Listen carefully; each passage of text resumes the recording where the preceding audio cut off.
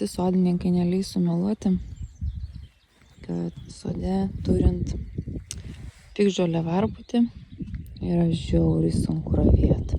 Dabar vyras nuiminėja nuo frezos pusę dantų, kad frezuotųsi mažesnis lauko plotis ir bandysim toliau tvarkytis. Bet šį savaitgalį nudirbom daug, ten aišku tie šiaudai sumėtyti, atrodo labai netvarkingai. Bet bandysim su traktorium pervažiuoti juos, kad jie susispaustų. Ir čia vienas iš tų būdų, kaip kovoti su piktžolėmis. Tai sufrezuota, nuravėta, patręšta ir šonai yra uždengti storų sluoksnių šiaudų. Beje, avietės yra labai gražios, tikrai labai didelės jau, kaip balandžio, šiandien dabar nežinau kelinto yra, balandžio 22 gal. Tai kaip tokiam laikui tikrai labai aukštos, labai didelės, važiuok, didesnė negu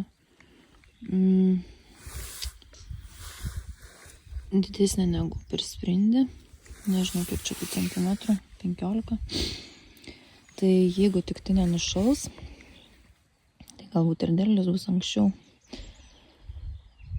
Mūsų kraštuose nebuvo šalnos, kai tuo tarpu Šiauliai, Panevėžys buvo apsnigti vakar.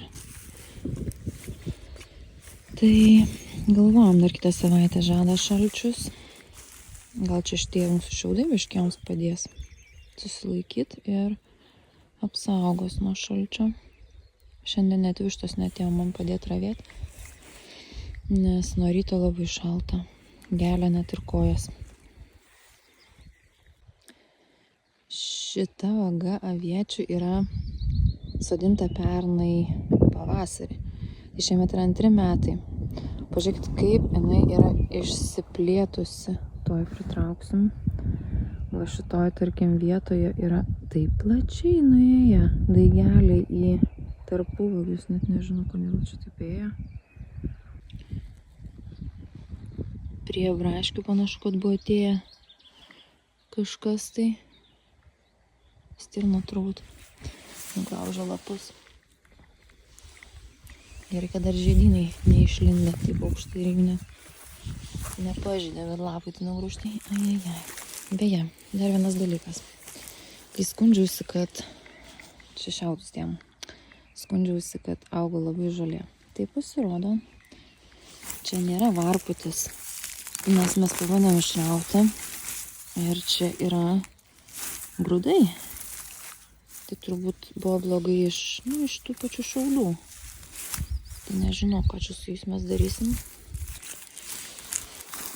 O koks jį auga.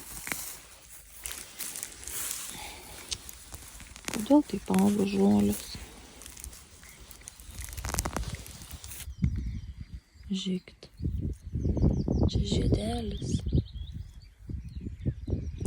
Jisai juodas jau vidai.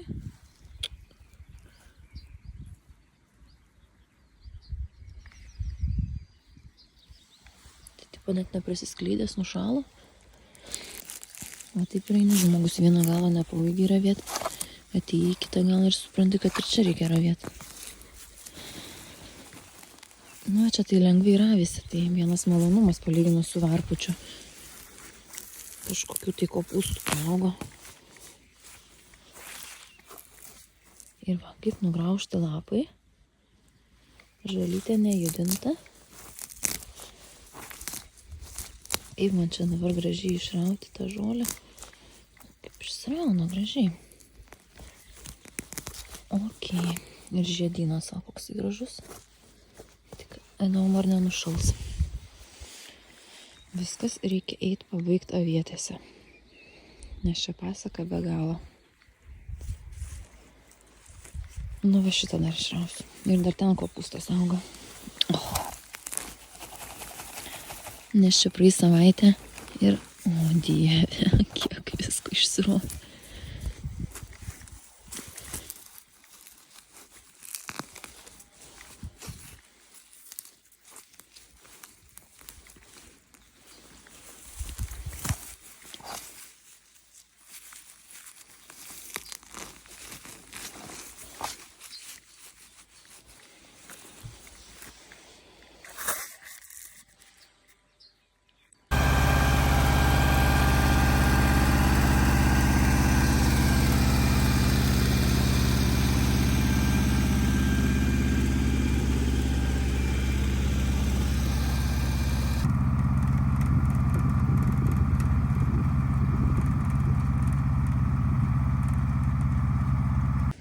Šį ypatingai darbingą savaitgalį užbaigsime tręšimu.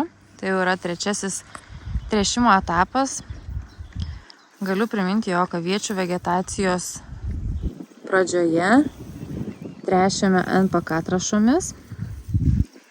Tuomet po savaitės išlaistėme per laistymo sistemą skystą humusą. Ir dabar dar po savaitės naudosime bakterijas, kurios stimuliuoja dirvą ir padeda augalams augti esant blogoms oro sąlygoms ir panašiai. Tai kadangi bus šaltuko, tai tikimės, kad šiek tiek pagelbės. Šiuo metu naudosime tokius preparatus, bet yra aišku atitikmenys ir kitų gamintojų. Dar į šį miksą turėjo įeiti vitamins bakterijos, bet nusprendėm jų šį kartą neišlaistyti, galbūt geriau palaistysim kitą savaitgalį, kai jau nebebus šalčių naktimis, nes pabijojom, jog bakterijos gali nesuveikti esant žemai oro temperatūrai. Na, o kitam savaitgaliui liko ravėjimas. Tai štai tokių vagelių su daug varpučio liko 6 vagos, uždengti šiaudais pakraščius. Aišku, nespėsim 6 vagų per vieną savaitgalį sutvarkyti. Tai bent 3. Ir jau turbūt atidengsim braškes.